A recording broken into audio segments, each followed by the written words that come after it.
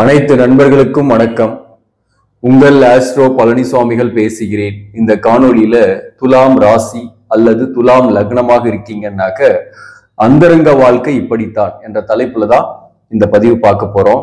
இப்போ ஏற்கனவே பாத்தீங்கன்னா மேஷம் முதல் கன்னி வரலும் அந்தரங்க வாழ்க்கை என்ற தலைப்புல நம்ம பார்த்துட்டு இருக்கிறோம். இந்த தலைப்பு பாத்தீங்கன்னாக்க முக்கியமானது. வாழ்க்கையில அந்தரங்க வாழ்க்கை என்பது தாம்பத்திய வாழ்க்கை, தாம்பத்திய சுகம், திருமண வாழ்க்கையில இதுதான் முக்கியமான ஒரு விஷயம். இந்த தாம்பத்திய வாழ்க்கை, தாம்பத்திய சுகம் இல்லை அப்படின்னாதான் நிறைய பேர் டிவோர்ஸ் வாங்குறது, அல்லது சரியான அன்பு காட்டல, என் மேல பாசம் வைக்கல அப்படின்றதுக்காக டிவோர்ஸ் வாங்குறதெல்லாம் இதுக்காக தான். பணம் இல்லை, வேலை இல்லை, அல்ல பொருளாதார பிரச்சனைன்னு சொல்லி பெரும்பாலான டிவோர்ஸ்க்காக போறது இல்லை. முக்கியமான உறவு நிலை இல்லை வேற ஒருத்தரோட தொடர்பு ஏற்படுறது, இதன் காரணமாக தான் டிவோர்ஸ்ல இன்னைக்கு வர்றதுக்கு முக்கிய காரணம். அதனாலதான் இந்த தலைப்பை நம்ம முக்கியமா பாக்குறோம்.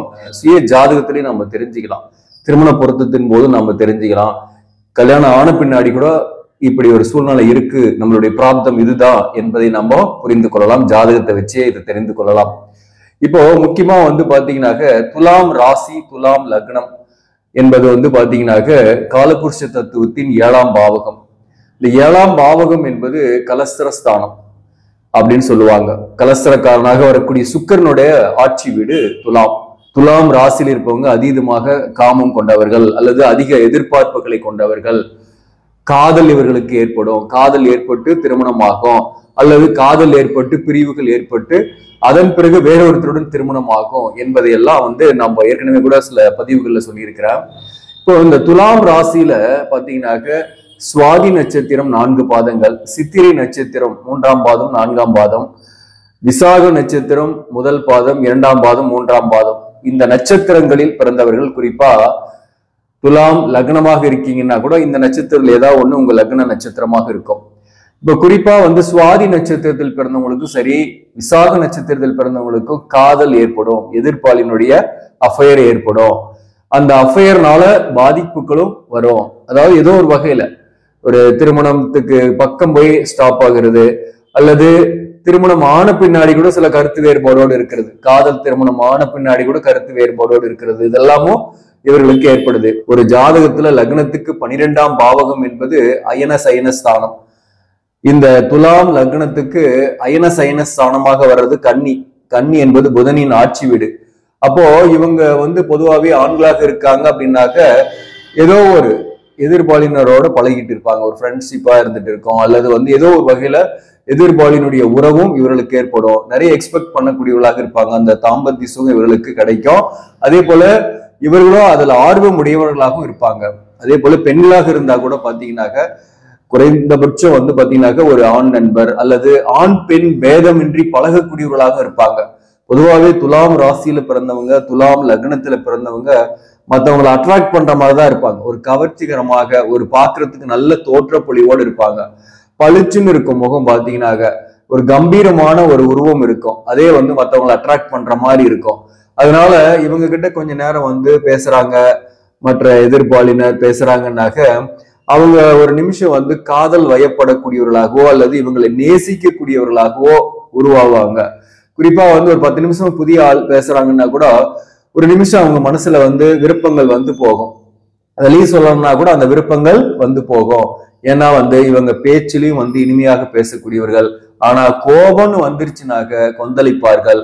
இவர்களா பார்த்து அந்த கோபத்தை கட்டுப்படுத்தினாதான் உண்டு. எதுலையும் நியாய தர்மத்தை பார்க்கக்கூடியவர்கள், நீதி நேர்மையை பார்க்கக்கூடியவர்கள் தான். தராசு தட்டு மாதிரி இவங்களுடைய வாழ்க்கை. அதாவது சமமா இருக்கணும், எல்லாருக்கும் ஈக்குவலா இருக்கணும். வேலையே ஒரு இடத்துல ஒர்க் பண்றாங்கன்னா கூட இவங்க கிட்ட மட்டும் நிறைய வேலை கொடுத்துட்டா டென்ஷன் ஆயிடுவாங்க. அவங்களுக்கு கம்மியா இருக்கு வேலை, எங்களுக்கு மட்டும் வேலை அதிகமானு டென்ஷன் ஆவாங்க. ஸோ ஈக்குவலா இருக்கணும் எல்லா விஷயமும், பணம், வேலை, அதே போல மற்ற விஷயமும் எல்லாருக்கும் எல்லாமும் கிடைக்கணும்ன்ற எண்ணங்கள் இவர்களுக்கு இருக்கும். அதே போல பாத்தீங்கன்னாக்க கோபம் இருக்கும், பட்டுன்னு பேசிடுவாங்க. கோபத்துல முகத்தில் அடித்தார் போல கூட சில நேரங்கள்ல பேசக்கூடிய சூழ்நிலை இவர்களுக்கு இருக்கும். பட் ஆனா அப்புறம் ஃபீல் பண்ணுவாங்க. அதே போல பாத்தீங்கன்னாக்க இவர்களை பொறுத்தவரையிலும் எதையும் கால்குலேட்டிவாக யோசிக்கக்கூடியவர்கள். ஒண்ணு கொடுத்தாக ஒண்ணு வாங்கினாக ஒண்ணு கொடுக்கணும் அப்படின்ற மாதிரி ஒரு கால்குலேட்டிவ் திங்கிங் இருக்கும். ஒரு கணக்கு பார்ப்பாங்க. குறிப்பா வாழ்க்கை துணைவர்கிட்டயே கூட கொஞ்சம் கணக்கு பார்த்துதான் இருப்பாங்க. சோ அது மாதிரி பாத்தீங்கன்னாக்க எதுலயும் ஒரு கால்குலேட்டிவ் மைண்டாக இருப்பாங்க. மத்தவங்களுக்கு உதவக்கூடிய எண்ணமும் இவர்கிட்ட இருக்கும். தாம்பத்திய வாழ்க்கை எப்படி இருக்கும் அப்படின்னாக்க முக்கியமா லக்னத்துக்கு 12ஆம் பாவகம், 4ஆம் பாவகம், 7ஆம் பாவகம், 8ஆம் பாவகம், 9ஆம் பாவகம், இந்த பாவகங்கள் எப்படி இருக்கு, இந்த பாவகங்களில் அமர்ந்த கிரகங்களை வச்சு நம்ம தாம்பத்திய வாழ்க்கையை தெரிஞ்சுக்கலாம். திருமணத்திற்காக நட்சத்திர பொருத்தம் பார்க்கும்போது அதுல முக்கியமான ஒரு பொருத்தமா யோனி பொருத்தம் இருக்கு. யோனி பொருத்தம் இல்லைன்னா கூட மேரேஜ் பண்ணிக்கலாம், தப்பு கிடையாது. ஆனா இந்த லக்னத்துக்கு 12ஆம் பாவகத்துல என்ன கிரகம் இருக்குன்னு பார்க்கணும். அல்லது கிரகமே இல்லைன்னா பிரச்சனை கிடையாது. லக்னத்துக்கு 12ஆம் பாவகம் அயன சயன ஸ்தானத்துல செவ்வாய் இருக்குன்னு வச்சுங்க. துலாம் லக்னமாக இருக்கீங்க, துலாம் லக்னமாக இருந்து அல்லது துலாம் ராசியாக இருந்து ராசி அல்லது லக்னத்துக்கு 12ஆம் பாவகத்துல செவ்வாய் இருந்தா கடுமையான செவ்வாய் தோஷத்தை ஏற்படுத்தும். ஏன்னா கன்னியில் செவ்வாய் பகை, அதனால கடுமையான செவ்வாய் தோஷத்தை ஏற்படுத்தும். அப்படிப்பட்டவர்களுக்கு நிறைய எதிர்பார்ப்புகள் இருக்கும். அதாவது வாழ்க்கை துணைவர்கிட்ட நிறைய எதிர்பார்ப்பு இருக்கும். தாம்பத்திய சுகத்திற்காக எதிர்பார்ப்பாங்க. ஆனா அது அவங்களுக்கு கிடைக்காது. ஏதோ ஒரு வகையில கருத்து வேறுபாடோடு வாழக்கூடிய சூழ்நிலை அல்லது பிரிந்து வாழக்கூடிய சூழ்நிலை இருக்கும். அதே போல அவர்களுடைய அந்த தேவை வெளியில அஃபயர் மூலம் ஏதோ ஒரு வகையில திருமணத்துக்கு மீறிய உறவு மூலம் நிறைவேற்றி கொள்ளக்கூடிய சூழ்நிலை இவர்களுக்கு ஏற்படும். இந்த 12ஆம் பாவகத்துல செவ்வாய் இருந்தா கடுமையான செவ்வாய் தோஷம், பிரிந்து இருக்கக்கூடிய சூழ்நிலை ஏற்படும் கணவன் மனைவிக்குள்ள. சூரியன் இருந்தாலும் தனித்திருக்கக்கூடிய சூழ்நிலை, பிரிந்திருக்கக்கூடிய சூழ்நிலை, சரியான தாம்பத்திய சுகம் இல்லாத சூழ்நிலை, அல்லது ஏதோ ஒரு வகையில மன அழுத்தத்தோடையே வாழக்கூடிய சூழ்நிலை, இந்த மாதிரியான விஷயங்கள்லாம் இருக்கு. சனி இருந்தாலும் லக்னத்துக்கு 12ஆம் பாவகத்துல சனி இருந்தாலும் தனித்திருப்பாங்க. உடல்நலத்துல சில தொந்தரவுகள்லாம் இருக்கும். திருமணத்துக்கு மீறிய அஃபயர்லாம் கூட இவங்களுக்கு ஏற்படக்கூடிய வாய்ப்புகளும் உண்டு. இந்த கிரகத்தை மட்டுமே வச்சு சொல்ல முடியாது. இருந்தாலும் பாத்தீங்கன்னாக்க இந்த யோனி பொருத்தம் அங்க இல்லைன்னாக்க இந்த 12ஆம் பாவகத்தை பார்க்கணும். 12ஆம் பாவகத்துல பாவகிரகம் குறிப்பா கேது, சனி, சூரியன், செவ்வாய் போன்ற கிரகங்கள் இருக்கு அப்படின்னாக்க அவர்களுக்கு சரியான தாம்பத்திய வாழ்க்கை கிடைப்பதில்லை. அதே போல யோனி பொருத்தமும் இல்லை அப்படின்னாக்க அவர்களுக்கு பொருத்தம் இல்லை என்றுதான் சொல்லணும். ஏன்னா திருமணமே ஆயிட்டா கூட, குழந்தை பாக்கியம் ஏற்பட்டுட்டா கூட பாத்தீங்கன்னாக்க அதற்கப்புறம் ஒரு அந்யோன்யமான ஒரு தாம்பத்திய வாழ்க்கையில மகிழ்ச்சியாக இருக்க மாட்டாங்க. இப்போ யோனி பொருத்தமே இல்லைன்னா கூட கல்யாணம் பண்ணலாம். 12ஆம் பாவகத்துல எந்த கிரகமும் இல்லை, 12ஆம் பாவகம் சுத்தமா இருக்கு, பிரச்சனை இல்லை. அங்க சுக்கிரன் இருக்காரு அல்லது புதன் இருக்கு, புதனே ஆட்சி பெற்று இருக்கு, அல்லது செவ்வாய் இருந்து கூட சுக்கிரன் சேர்ந்து இருக்குன்னாலையும் பண்ணலாம், தப்பு கிடையாது. ஆனா மற்ற விஷயத்தையும் நாம பார்க்கணும். 7ஆம் அதிபதியாக வரக்கூடிய செவ்வாய் 12ஆம் பாவகத்தில் இருக்கும்போது திருமணம் தாமதமாகும். அந்த செவ்வாய் வக்கரமாயிடுதுன்னு வச்சுங்களேன்.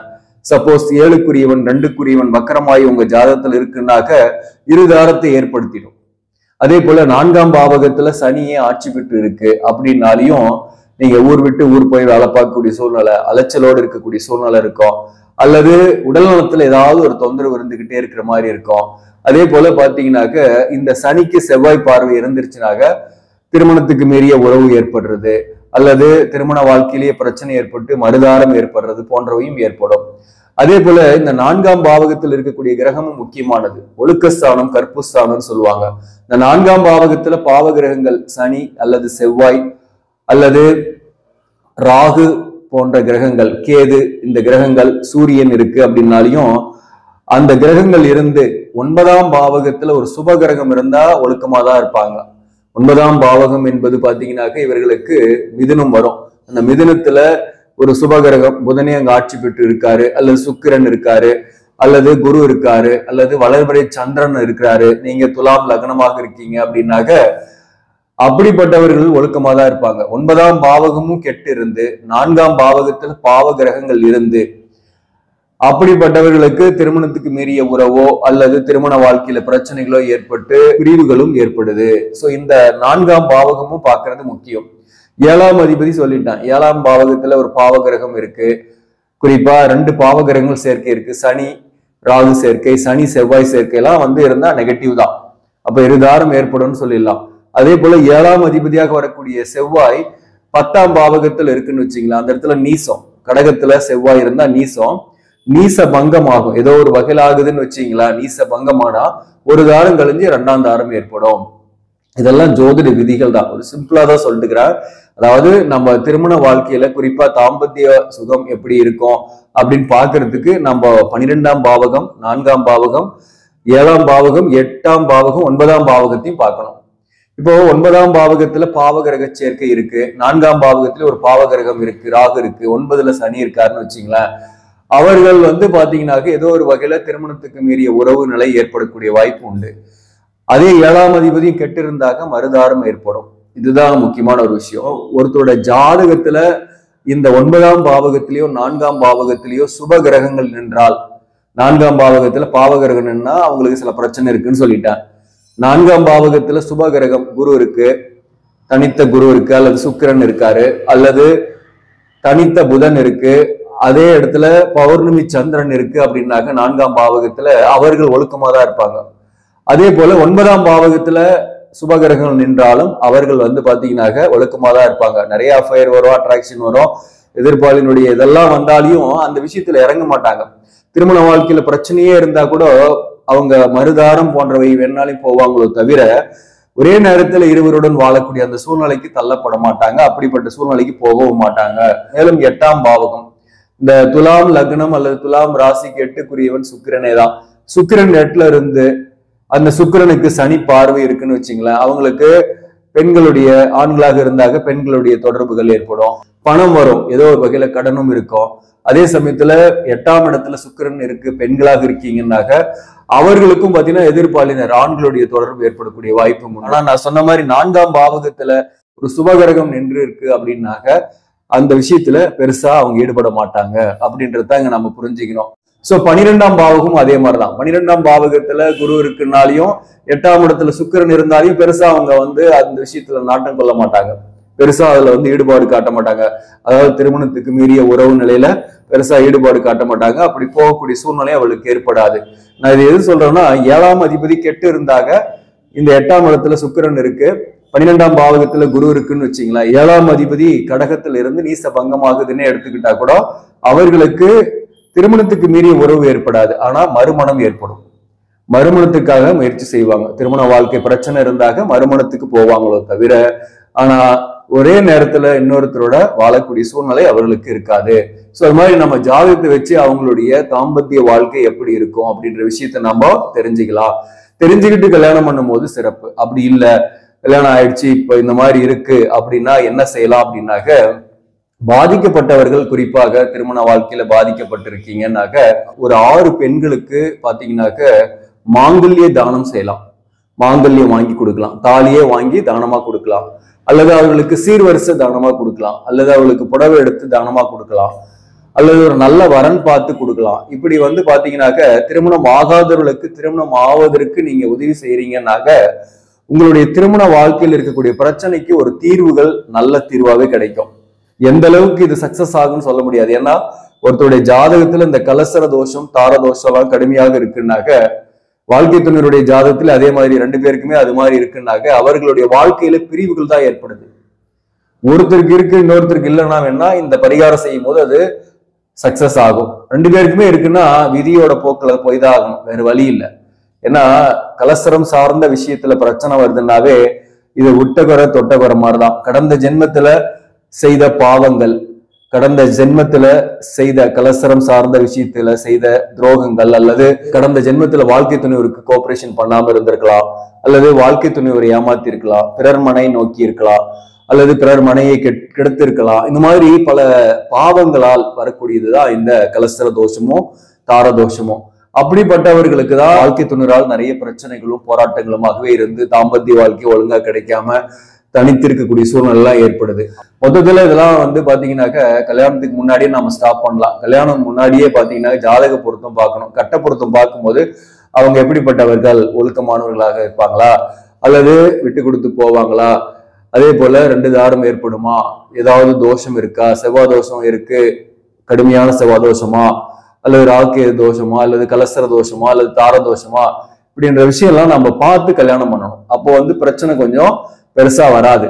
ஆனா நம்ம நட்சத்திர பொருத்தம் மட்டும்தான் பாக்குறோம். நட்சத்திர பொருத்தத்திலயும் முக்கியமா 5 நட்சத்திர பொருத்தம் முக்கியமானது. ராசி பொருத்தம், ராசி அதிபதி பொருத்தம், யோனி பொருத்தம், கண பொருத்தம், ரஜ்ஜு பொருத்தம், இதெல்லாம் வந்து நம்ம வந்து முக்கியமா பார்க்கணும். அதுக்கு அடுத்ததுதான் நம்ம ஜாதக கட்ட பொருத்தம் பார்க்கணும். சோ இதெல்லாம் பார்க்கும்போது இந்த பிரச்சனையால பெரிதாக பாதிக்கப்படாமல் ஆஃப்டர் த மேரேஜுக்கு அப்புறம் டிவோர்ஸ் அது இதுலாம் போயிட்டு காசு செலவு பண்ணிக்கிட்டு கஷ்டப்படாம மன உளைச்சலோடு வாழாம இருப்போம்.